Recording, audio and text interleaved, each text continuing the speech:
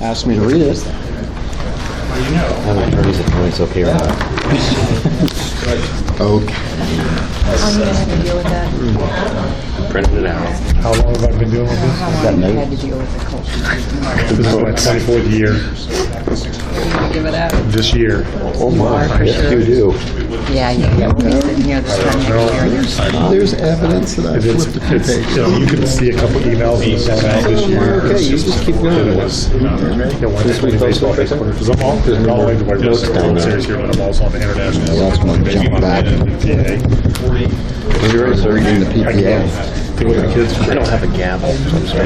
Get somebody after an email when you have That doesn't make any noise. They were doing that. I'd like to call the joint board meeting to order, the July 23rd joint board meeting. Abby, if you would please call the roll. Dave Buck, Here. Ken Sandel, Here. Chandler Poole, Here. Julie Griffith, Here. Tim Clark, Here. Abby Daniels is present. Great. So we have a quorum. Our first order of business is to approve the minutes from our May 20th meeting. Has everybody had a chance to receive and review a copy of the minutes? Are there any comments, questions, corrections, scrivener's errors to the minutes? I move approval. I'll second. It's been moved and seconded for approval. Any other discussion or comments? Hearing none. All those in favor of approving the minutes as presented, please say aye. Aye. Opposed, same sign. Minutes are approved. All right. On to new business. We really have one single really major item of business for consideration today. It is our second resolution, so we will name it 2005-2 or 02, I suppose. A resolution of the joint board under the City of West Lafayette, Purdue University interlocal agreement regarding a request for proposals, a public-private agreement, and approval of shortlisted proposers for the State Street redevelopment project.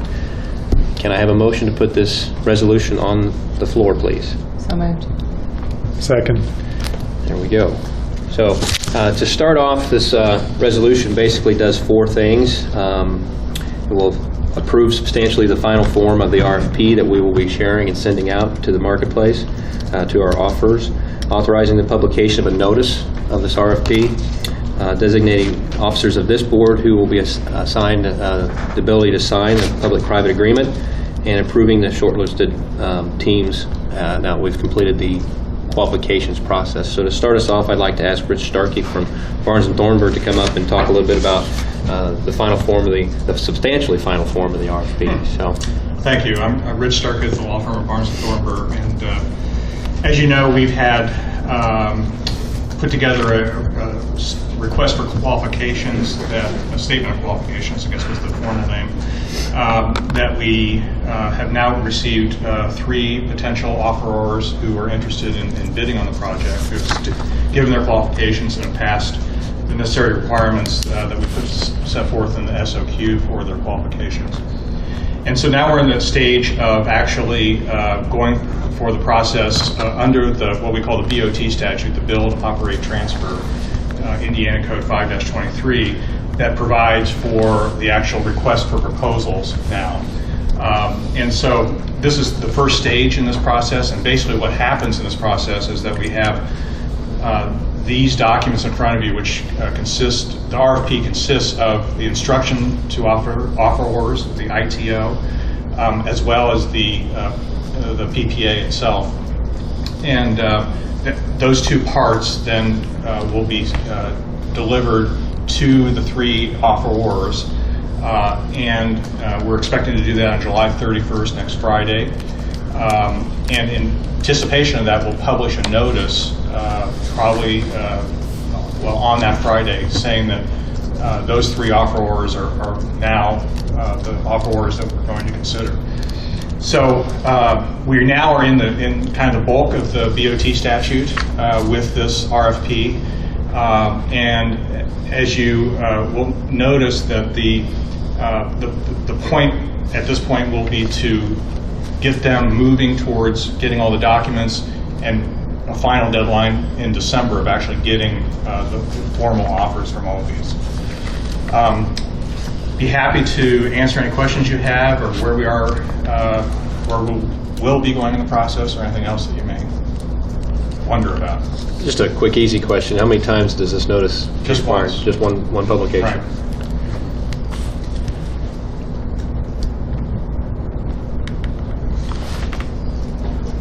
Does anyone else have any questions for Rich while I've got him up here?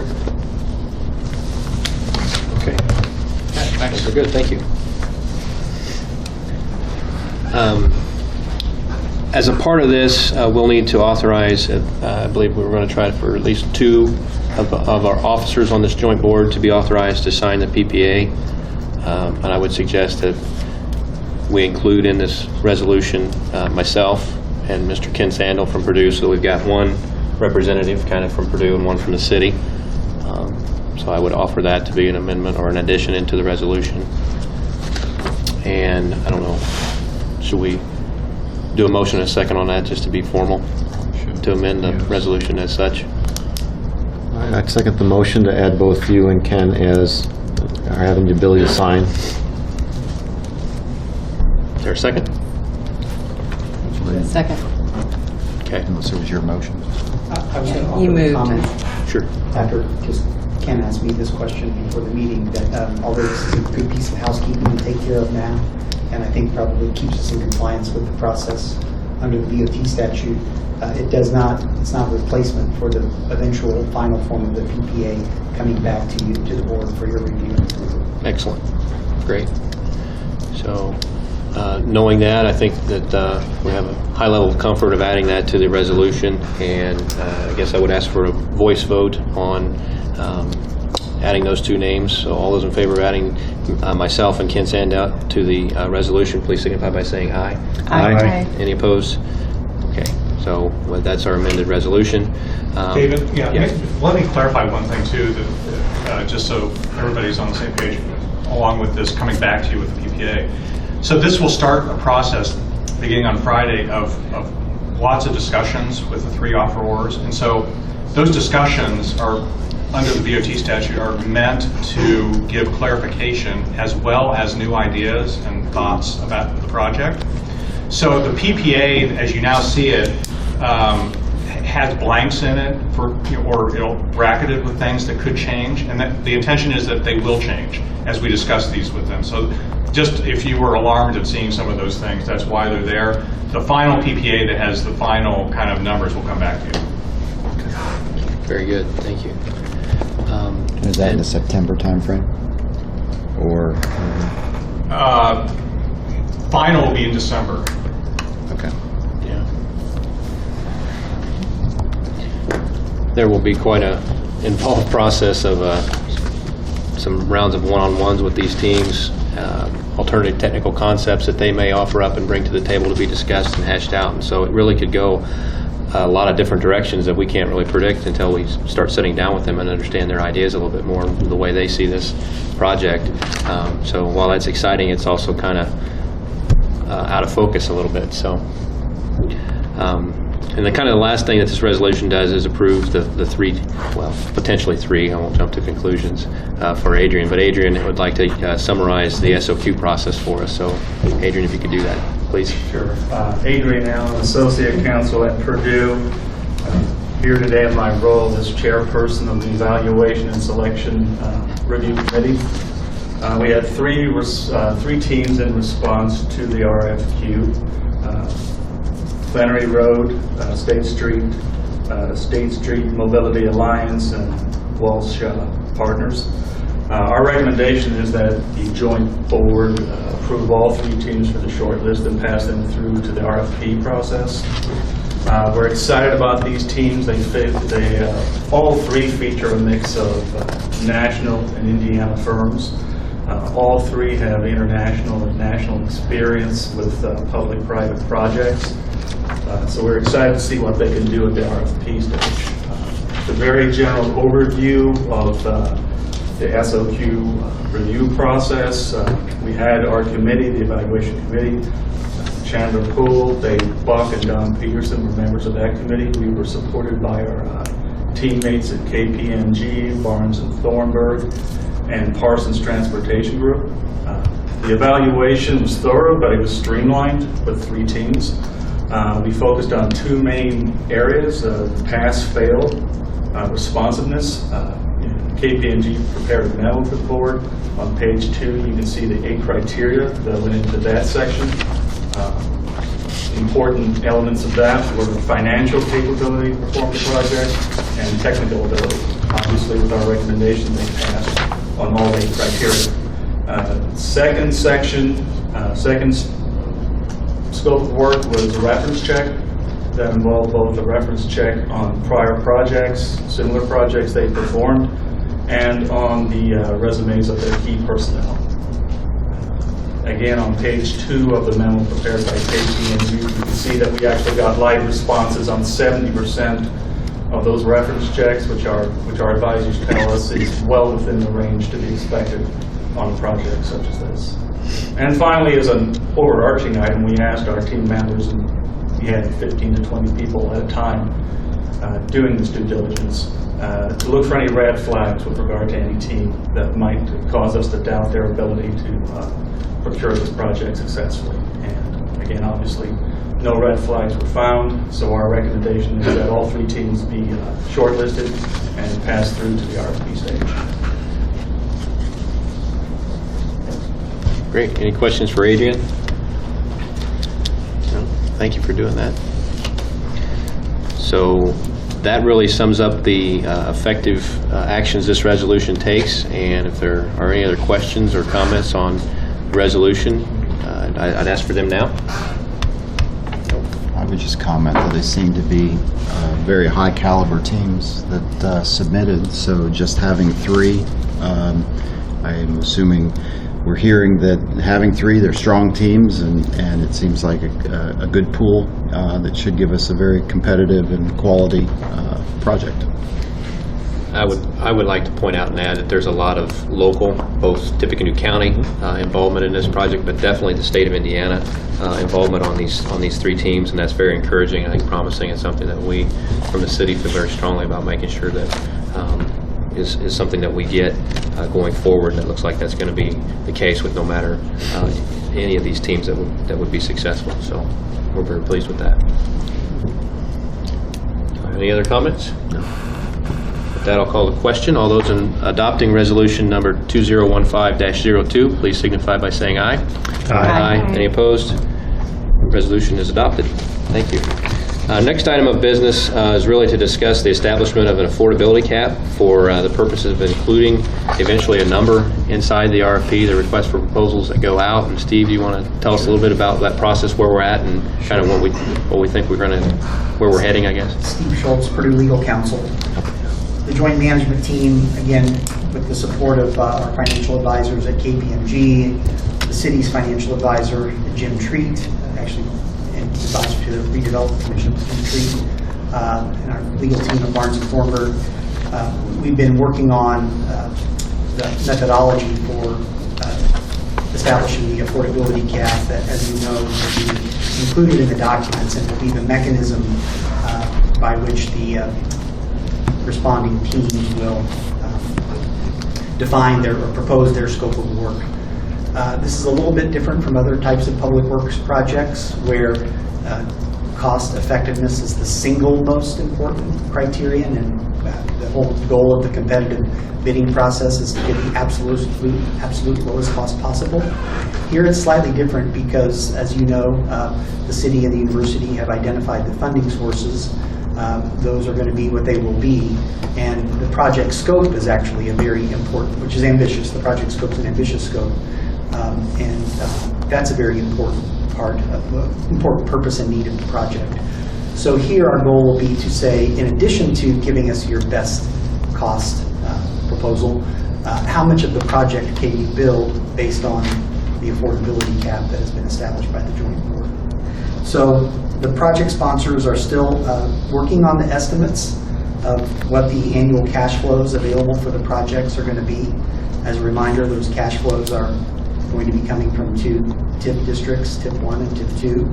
Backstopped, of course, in the case of TIP 2 by the TIP support facility being made available by Purdue Research Foundation. So in the coming days and weeks, those numbers will be better defined, and those cash flows will be what are used to make the availability payments to the developer once the PPA is entered into and the project commences. So again, and we won't know, by the way, what the availability payments are until the proposals come in at the end of the process.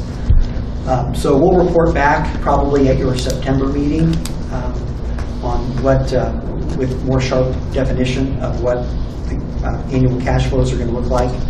That will in turn allow you to define the affordability cap. There's one feature, though, that we do know we're going to include, and that is something called an inaugural availability payment. So unlike the periodic availability payments that will be on a scheduled basis for the project term, the inaugural AP will be a larger sum of money that is essentially analogous to a mortgage down payment. It's essentially going to buy down our future periodic availability payments. And we're working on what that inaugural availability payment will be. That decision will be informed by this iterative process that Rich was describing in terms of the one-on-ones with the different proposal teams, which those one-on-ones will start in August. So look for more information on the annual cash flows coming from the TIFs and the size of the inaugural availability payment. That will be the two major criteria for establishing the affordability cap. Probably a discussion item suggested for your September meeting. Great. And with that lead in, I will remind our next meeting is on the schedule for, on the calendar, I should say, for September 24th at 4 p.m. So please make a note of that. Or that's what I had down. Is that accurate? Yes. That's okay. That's what I just found in my calendar. So, is there any public comment at this time from anyone? You want a thumbs up? Bill? Thumbs up? A couple thumbs up? Very good. Take notice of our distinguished guests. Yeah. So, they turn around and look. Great. I know who they are. You? All right. Is the term of the PPA predetermined, or is it flexible, or is it known? Is it part of the process?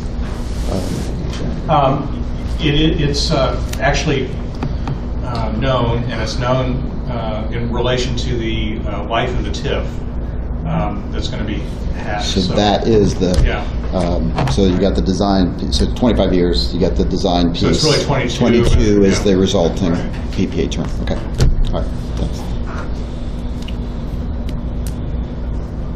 Unless we hear differently. Yeah. All right.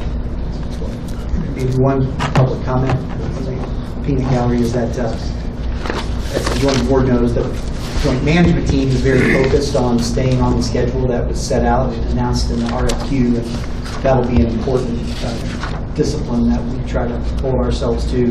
The industry, the developer teams will take a lot of, based on our experience, will take a lot of confidence if we're able to meet the schedule that we've set for ourselves. And so far, we've been able to do this, assuming that we get the request for proposals out on next Friday. That'll be our next milestone that we did. That's a big one. That's a good thing. And it's a week from tomorrow. So that's a big one. There's a lot of wheels turning right now. So I can personally attest to that. So without any further comment, Can I make one? yeah, go ahead. It's great. We're all here. Just because I ran across it as I was reading the document, the RFP. But the rules of contact to all of us as joint board members on page 14 and so forth, the rules of contact, that any offeror that makes any contact, we cannot talk to them. Great point. And so I just wanted to point that out to everyone, that there are rules that relate to us. Rules of engagement. I think that So call should be directed to Don Peterson. Don Peterson, so, okay.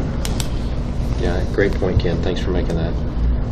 Yeah, as we go more live, if you will, with this, with these three teams, that definitely will be something to make sure everybody's aware of, that if you are contacted, to relay that contact and that question, that information, all funnels through Mr. Peterson. So And when you say contacted, do you mean by the firms directly, or that's the point of contact for. who's Anything, right? Who's the contactor in this scenario? Be contracted. Anyone. Maybe media, could be Media is what I'm Yes. wondering, and Yes. media. and offer I'm or. assuming it would be any. Megan can talk about how we're handling media relations. Sure. So in terms of media relations, many of you know Bob Deering Group. They're our resource for channeling media. So any requests we receive from media will first go to Deering Group, and then we will work with our partner organizations and join board and others to issue the appropriate response. So Bob and his team will be our first point of contact for those kinds of inquiries. Thank you. Very good. Anything else? I Well- guess I have a question as well. Great. Ken, do you mind? Go right ahead. Public records requests for this, and Rich may be able to speak to this. Do I, because of what we were just talking about, should one come across my desk from Ruth Riley or somebody, I don't know. Am I somehow conflicted out from handling that because of the, whatever we're calling it, the no contact with these folks? You mean on a different matter? Is that Regarding this, if somebody, let's say in the end, a firm is not awarded the contract, but they would like to see whatever proposal was submitted by the winning firm, and they submit that through the channel. After it's over, I don't think. Okay, Yeah, I don't think that would affect the integrity of the okay, process. all right. right? Yeah, and just to be clear, Matt is the expert, and I think Matt's talked to you, and so you probably know this, but for everybody else, my understanding, correct me if I'm wrong, Abby, is that the initial proposal, the initial RFP that on Friday is released could be, if requested, divulged. But the iterations that occurred during the time until the award is made are confidential under the statute. But at the end of the process, when the awards are made, then everything can be released with redacted forms. Okay. So speaking to the first point there, and Adrian, I don't know if you have something to say. Stop talking, Abby. Regarding could be divulged, the resolution actually speaks to that. Am I right? Whoever's more, I'm reading it, but whoever is more intimately connected with the resolution, I think, is that we are going to release it. Is that right? Well, what part of the resolution are you referring to? I was going to say that the notice that you have that's kind of had a website that I think I'm going to take out, because I don't think that the intention is to publicly post it on the website at this point. So a website is not mentioned. In the notice, it is right now. Okay, in the resolution website. So Yeah, the resolution I don't think speaks to it. I wasn't. Yeah, the second paragraph has a What's it say? not in the resolution. Yeah, I'm talking but about the in notice, and you'll itself, take that that's what out. I'm going to take out. Yeah. okay.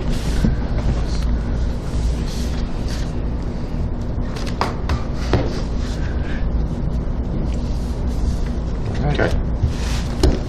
Does that help, Abby? Sure. Think so? All right. Well, if there are no other comments or questions, I believe that is all we have on our agenda tonight, or this afternoon, so I would request a motion for adjourning. Oh, so moved. Second? Second. All those in favor? Aye. Aye. We are adjourned.